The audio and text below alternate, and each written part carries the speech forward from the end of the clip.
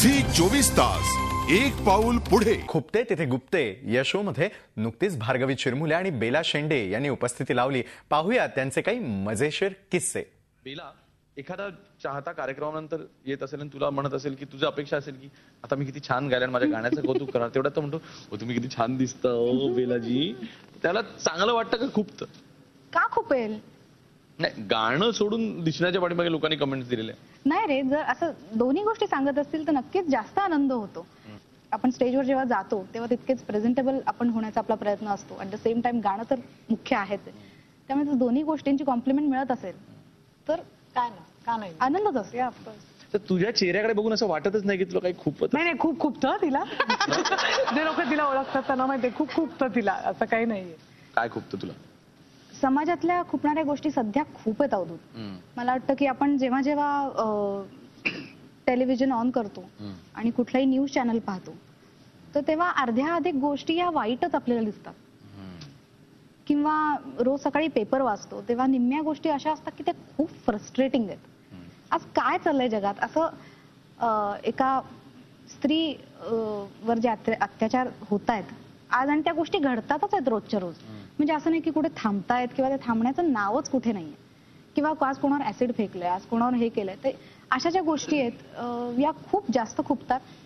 आणि असं वाटतं कुठे चाललंय जग? म्हणजे हे सेफ नाहीच आहे का? ही प्लेस, कुठलंही शहर सेफ राहिलंच नाही का जगायला?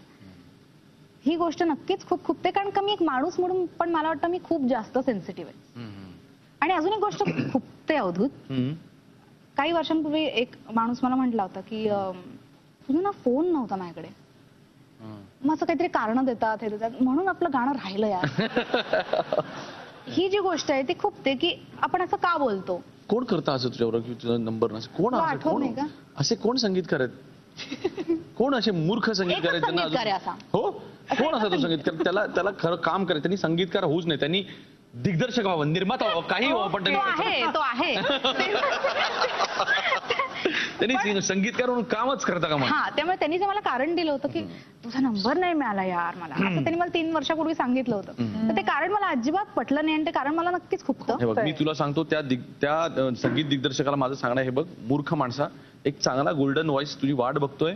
लवकरात लवकर पेटी हातात घे, कंपोज कर आणि चांगला अल्बम किंवा पिक्चर मध्ये चांगलं गाणं बेलाकडनं गाऊन घे. मूर्खा, इतकी चांगली संधी सोडतोयस? संगीतकाराचं नाव आहे अवधूत गुप्ते.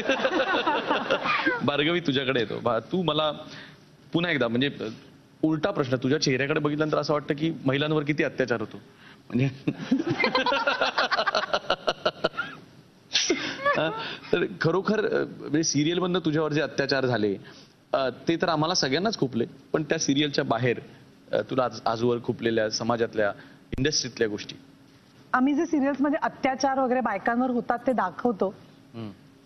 मला खरंच असं खूप बायकांना म्हणणं आहे, प्लीज अशा सिरियल्स तुम्हाला आवडतात असं जे TRP वरनं येतं हे भीती वाटते.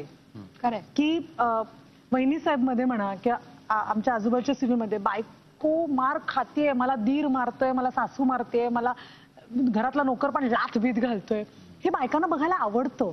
हे TRPs वरनं कळतं. जेव्हा वहिनी साहेब मध्ये माझा नवरा परत आला आणि मी खुश होते, TRP कमी झाला आणि सांगितलं नाही भार्गवीला रडवा, ती जोपर्यंत हिरोईन रडत नाही तोपर्यंत लोक ती बघत नाहीत.